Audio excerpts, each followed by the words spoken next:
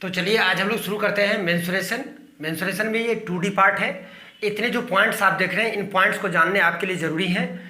इसके कुछ फार्मूला के ऊपर हम लोग आज चर्चा करने वाले हैं। काफ़ी सरल भाषा में चर्चा करेंगे, आसानी से बातों को समझाया जाएगा ताकि आपको आसान भाषा में बात समझ में आ जाए। तो चलिए हम लोग शुरू करते हैं। सबसे पहले ट्रायंगल। ट्रायंगल का पहला पॉइंट जो आप देख रहे हैं यहाँ पर क्या है, समकोण त्रिभुज। तो समकोण त्रिभुज के ऊपर सबसे पहले बात करने वाले हैं कि समकोण त्रिभुज में हम लोगों को किन किन बातों को जानना आवश्यक है। तो समकोण त्रिभुज में वैसा त्रिभुज जिसका एक कोण 90 डिग्री हो उसे समकोण त्रिभुज कहते हैं। समकोण त्रिभुज में इसे आप आधार कहते हैं, इसे आप ऊंचाई कहते हैं और इसे आप कर्ण बोलते हैं।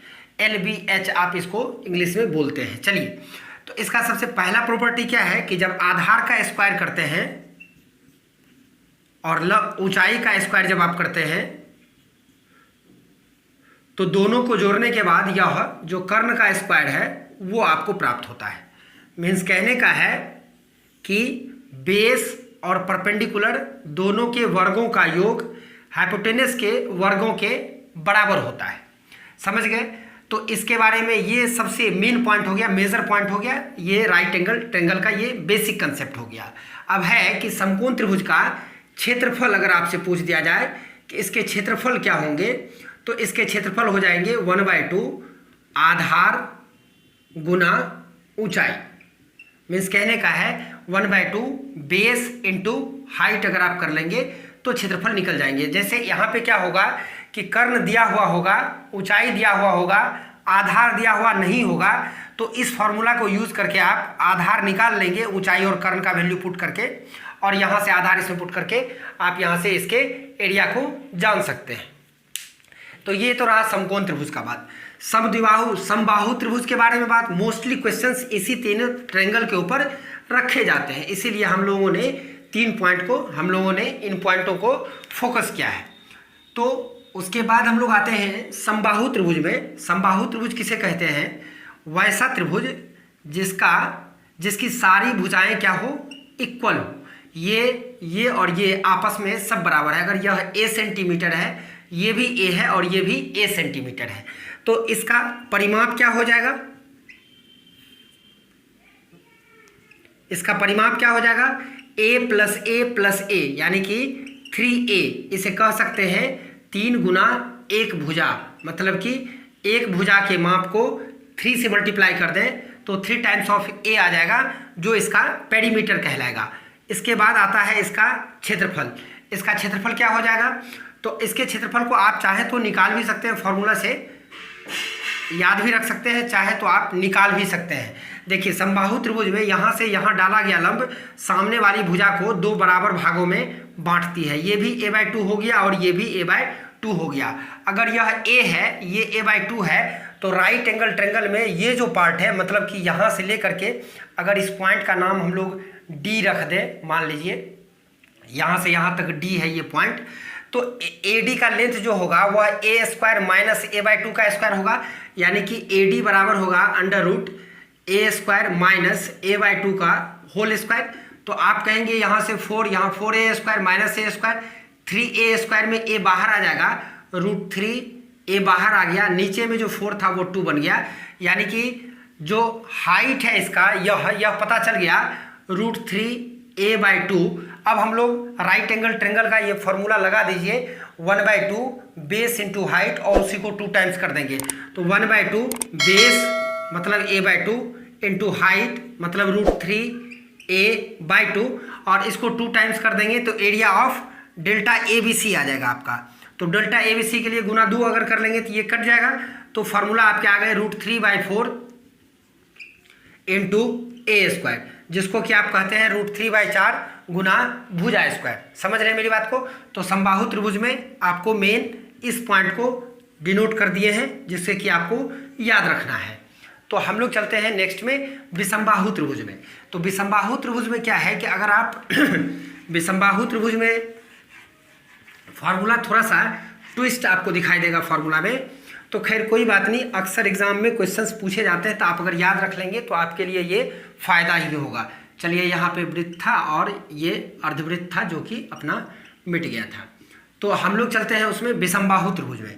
तो विषमबाहु त्रिभुज कहते हैं किसको, समझ ही गए होंगे। विषम मतलब अनइक्वल, जिसका हर एक साइड क्या है, अनइक्वल है। कहने का मतलब है यह ए है, बी और सी पॉइंट है, ये सामने वाली भुजा ए है, ये एंगल सी के सामने वाली भुजा सी है, स्मॉल सी और स्मॉल बी से डिनोट कर देते हैं।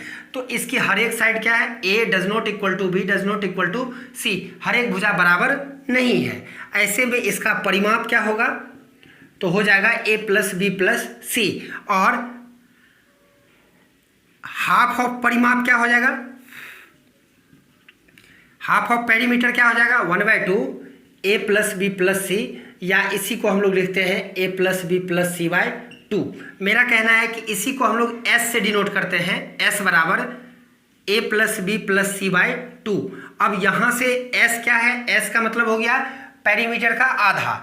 अब अगर मान लीजिए आपको क्षेत्रफल लगाना है, क्षेत्रफल का फॉर्मूला इसमें लगाना है, तो क्षेत्रफल के फॉर्मूला को आप देखे होंगे, लिखता है कि डेल्टा ए बी सी क्या होगा विषमबाहु त्रिभुज में, तो under root S into S minus A into S minus B into S minus C. अब आपका ये पॉइंट क्लियर हो गया होगा कि एस किसे कहते हैं, तो कहता है एस जो है वह हाफ ऑफ पेरीमीटर है, मतलब तीनों भुजाओं के योग को आधा कर दीजिए, रूट के अंदर में एस का जो मान है वह इंटू एस माइनस ए, मतलब एक भुजा into S minus B into दूसरी भुजा, फिर तीसरी भुजा को माइनस करके इसका कैलकुलेशन आपको कर लेना है। ये विषमबाहु त्रिभुज के रिगार्डिंग बातें हो गई। अब हम लोग चलते हैं चतुर्भुज में, कि चतुर्भुज में कितने फिगर पढ़ने हैं आपने को, 5 फिगर पढ़ने हैं। तो सबसे पहला वर्ग, वर्ग किसे कहते हैं, एकदम गौर से सुनिएगा। यहाँ पे सेंटेंस ओरिएंटेड क्वेश्चंस रखे जाते हैं कि क्या हर एक वर्ग एक आयत है, क्या हर एक आयत एक वर्ग होगा, इस तरह के बहुत सारे क्वेश्चंस बनते हैं। तो इसको थोड़ा सा गौर कर लेंगे तो आपको आगे लेक्चर समझने में आसानी होगी। वर्ग का मतलब होता है क्या, कि हर एक साइड क्या हो, इक्वल हो, और हर एक एंगल भी क्या हो, 90 डिग्री हो। मतलब कि अगर यह वर्ग है ए बी सी डी मान लीजिए, तो इसमें एंगल कितना है, प्रत्येक कोण 90 डिग्री है, और साइड क्या है, इक्वल है। अगर यह एक्स है तो ये भी एक्स है, ये भी एक्स और ये भी एक्स है, तो कह सकते हैं इसका जो परिमाप होगा क्या होगा, मतलब परिमाप का मतलब सभी भुजाओं का योग, इसमें 4 भुजा है तो 4 भुजा का योग, 4 इंटू एक्स का मतलब क्या होता है, 4 गुना 1 भुजा, मतलब कोई एक भुजा ले लीजिए उसको 4 से गुना कर दीजिए, उसका पेरीमीटर आपको पता चल जाएगा। अगर इसमें आपको बोला जाए कि इसका क्षेत्रफल क्या होगा, तो इसका भी क्षेत्रफल होगा लंबाई गुना चौड़ाई। क्षेत्रफल इसका क्या होगा, लंबाई गुना चौड़ाई। लेकिन है क्या कि इसमें लेंथ वही है जो ब्रेथ है, यानी x इंटू एक्स करेंगे तो क्या हो जाएगा, एक्स स्क्वायर हो जाएगा। इसलिए हम लोग इसको नहीं पढ़ के क्या पढ़ लेते हैं, भुजा का स्क्वायर, यानी आप भुजा गुना भुजा बोलिए या भुजा का स्क्वायर बोलिए। समझ रहे हैं मेरी बातों को। तो वर्ग में आपको यही करना है। अगर मान लीजिए आपको वर्ग का विकर्ण निकालने के लिए कहा दिया जाए कि बताइए ए से सी का लेंथ क्या होगा, विकर्ण का मतलब ए सी का माप क्या होगा, तो कहेंगे under root right angle triangle के बारे में सोचिए, एक्स और एक्स का स्क्वायर दोनों को वर्ग करके जोड़ना है, x square plus x square, क्योंकि ये हाइपोटेनस है, बेस का स्क्वायर और हाइट के स्क्वायर दोनों को क्या करें, परपेंडिकुलर के स्क्वायर को जोड़ करके स्क्वायर रूट निकालेंगे। 2x स्क्वायर का रूट जब निकालेंगे तो रूट टू इंटू क्या एक्स, यानी कह सकते हैं √2 गुना 1 भुजा, ये जो होगा ये क्या हो जाएगा, वर्ग का विकर्ण हो जाएगा। समझ गए मेरी बातों को।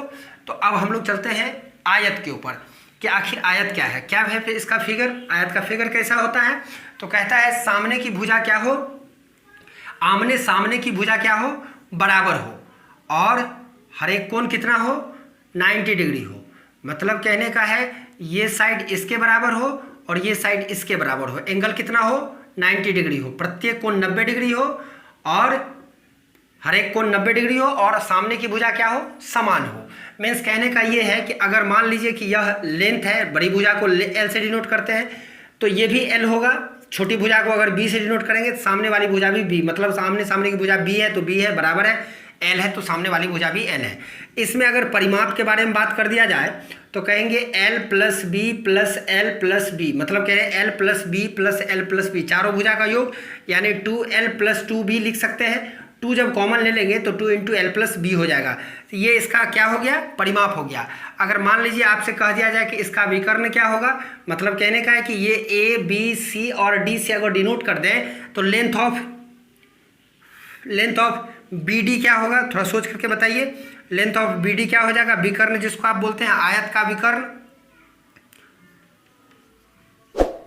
तो ये भी आपका एक राइट एंगल ट्रायंगल हो गया। तो आप कहेंगे under root L square plus B square, इसका जो स्क्वायर रूट का मान होगा वही इसका विकर्ण होगा। इसके क्षेत्रफल के बारे में बात करें कि इसका क्षेत्रफल क्या होगा, तो आप आसान है, सब लोग जानते हैं इसको कि क्षेत्रफल क्या हो जाएगा भाई, तो लंबाई गुना चौड़ाई, यानी कि आप एल इंटू बी भी बोल सकते हो या लंबाई गुना चौड़ाई भी आप बोल सकते हो। तो समझ गए होंगे मेरी बातों को। तो ये रहा आपका आयत। अब समानांतर चतुर्भुज, समानांतर चतुर्भुज किसको कहते हैं, समानांतर चतुर्भुज किसे कहते हैं, जिसके आमने सामने की भुजा क्या हो, समान अंतर पे हो। मतलब कहने का है कि जिसकी भुजाएं क्या हो, समान अंतर हो। मतलब ये इसके पैरेलल है, पैरेलल का मतलब हो गया कि ये कभी इस तरह से मिल नहीं सकता है या ना ही कभी मिला होगा, यानी दोनों बराबर दूरी पे समान अंतर पे ये चल रहा है, जैसे रेलगाड़ी की पटरी। या फिर ये भी भुजा क्या है, समान अंतर है, मतलब ये दोनों भुजा भी पैरेलल है, कभी नहीं मिलेगा, और ये दोनों साइड भी अनपैरेलल, ये दोनों साइड भी पैरेलल है, ये दोनों भी कभी नहीं आमने सामने आपस में कभी नहीं आगे जाकर के मिलेगा। मतलब कहने का है कि ये ए बी सी और डी क्या है, समानांतर है, जबकि ए डी समांतर है बी सी का और ए बी समानांतर है डी सी का। तो इसमें अगर आपसे पूछा जाएगा कि इसका क्षेत्रफल क्या हो जाएगा, तो आप बोलेंगे ये आप मान लीजिए DC को, इसको मान लीजिए आप आधार और इसको मान लीजिए आप H1 ऊंचाई। तो आप कह सकते हैं क्षेत्रफल क्या हो जाएगा इसका, आधार गुना ऊंचाई। यानी आधार गुना ऊंचाई में अगर आपको ये दिया हुआ है, आधार दिया हुआ है, मान लीजिए आधार, इसको हम A से डिनोट कर देते हैं, और आप सोच करके देखिए कि ये भी तो इसका हाइट हो जाएगा। इसको जब बेस मान लेंगे, BC को बेस मान लेंगे, तो आप इसको H2 मान लीजिए और इस बेस को आप B मान लीजिए।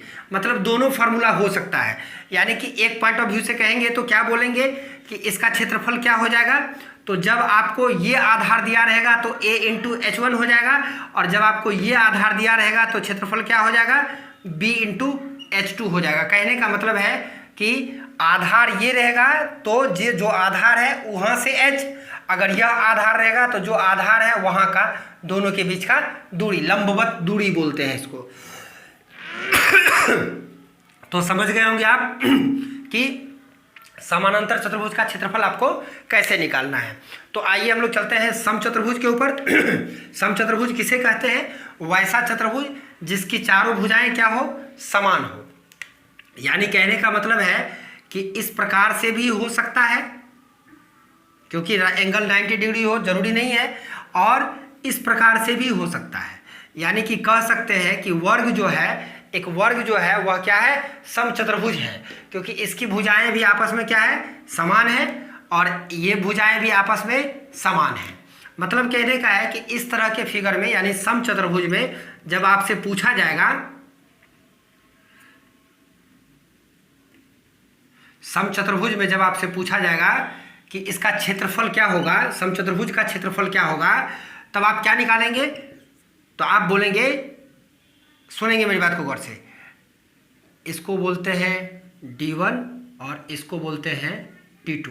मतलब पहला विकर्ण गुना दूसरा विकर्ण, यानी कि 1/2 D1 इंटू D2, ऐसा आप बोल सकते हैं।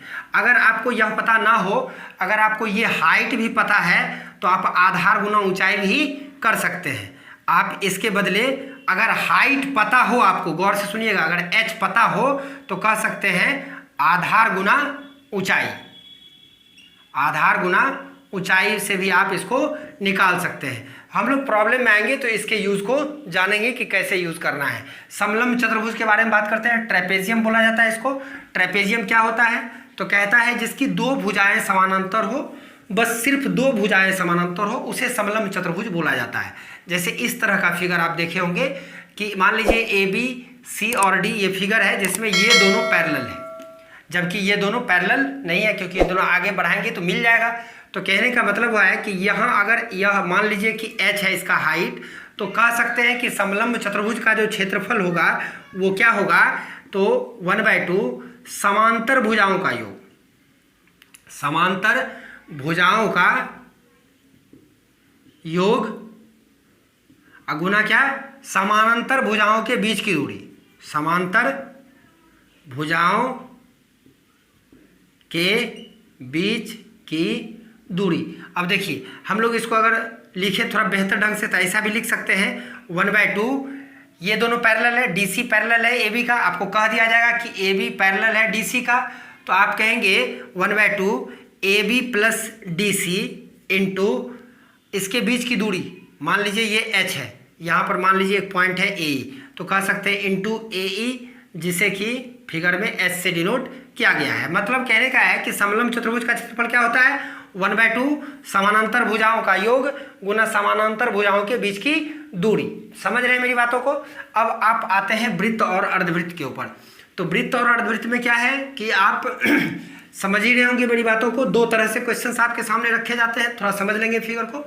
सर्किल किसे कहते हैं, कहता है किसी बिंदु से निश्चित दूरी पर खींची गई है ना बिंदुओं, अनंत बिंदुओं को मिलाने वाली रेखा से घिरा हुआ क्षेत्र, यह एक वृत्त कहलाता है। मतलब कहने का है कि इसको आप परिधि बोलते हैं, जिसको परिधि बोलते हैं इसे आप त्रिज्या बोलते हैं, रेडियस बोलते हैं आप, और जिसे R से डिनोट करते हैं। और यह जो सरकमफ्रांस है ये क्या होता है, ये इसका पूरा लेंथ क्या होता है, तो कहता है वृत्त की परिधि जो होती है वह 2πr होती है। 2πr का मतलब क्या हो गया, 2 पाई का मान क्या होता है दोस्त, पाई का मान आप 22/7 लेते हैं। देखिए जब पाई का मान दिया हुआ नहीं रहेगा तो आप 22/7 लेकर के चलेंगे, और अगर आपको पाई का मान 3.14 दिया हुआ है तो आप 3.14 लेकर के जाइएगा, तभी जाकर के आपका आंसर मिलेगा। आप 22/7 लगा देंगे तो आंसर आपका मैच नहीं करेगा। तो सवाल में ये देखना है कि क्या पाई का मान दिया हुआ है 3.14, अगर हाँ तो फिर 3.14 को लेकर कैलकुलेट करना है, और अगर नहीं दिया हुआ है तो 22/7 को लेकर के कैलकुलेट करना है। तो परिधि क्या हो जाएगा 2πr। क्षेत्रफल के बारे में अगर बात कर दें तो हो जाएगा πr²। समझ रहे हैं ना, इसका एरिया क्या हो जाएगा, वृत्त का क्षेत्रफल क्या होता है πr² होता है। चलिए सही है। अर्धवृत्त के बारे में बात करें कि अर्धवृत्त क्या होता है, तो हाफ ऑफ सर्किल बोलते हैं उसको, वृत्त का आधा। यानी कि इस प्रकार से ये सेंटर है, मान लीजिए वृत्त को आधा, वृत्त को काट के अलग कर दिया गया, ये R है ये R है, पूरा अगर रहता तो परिधि 2πr रहता। मीन्स कहने का यहाँ से यहाँ तक की दूरी जो है ये क्या है 2πr का आधा यानी πr है। अब अगर अर्धवृत्त के परिधि के बारे में बात कर दिया जाए कि अर्धवृत्त की परिधि क्या होगी, तो πr तो होगा ही, यहाँ से लेकर के यहाँ तक का लेंथ, और ये लेंथ भी उसमें मर्ज हो जाएगा। मतलब कि घिरे हुए क्षेत्र में जितने लेंथ को कवर कर लिया है एक रेखा, एक क्षेत्र को घेरने में जितनी दूरी कवर करती है उसे परिधि बोला जाता है उसे परिधि बोला जाएगा। तो πr यहाँ से यहाँ तक का लेंथ, और r प्लस r यानी 2r, तो आप कह देंगे कि r कॉमन आ गया, 2 + π भी इसे लिखा जा सकता है। समझ गए मेरी बातों को। अगर क्षेत्रफल के बारे में बात कर दिया जाए कि इसका क्षेत्रफल क्या होगा, तो हाफ ऑफ πr² कह सकते हैं आप। समझ गए। 22/7 यहाँ पुट करेंगे तो 11/7 r² भी इसे बोला जा सकता है। तो आप ये तो रहा छोटे मोटे पॉइंट्स जिसको कि जानने आपको ज़रूरी है। अब है कि इसका यूज क्या होगा, किस तरह से होगा, आने वाले एक एक क्वेश्चंस को एक एक फार्मूला के थ्रू ड्राइव करके हम आपको दिखाएंगे कि कैसे एग्जाम में क्वेश्चंस पूछे जाते हैं। तो चलिए हम लोग मिलते हैं अगले लेक्चर में, तब तक के लिए आपका दिन शुभ मंगलमय हो। बाय।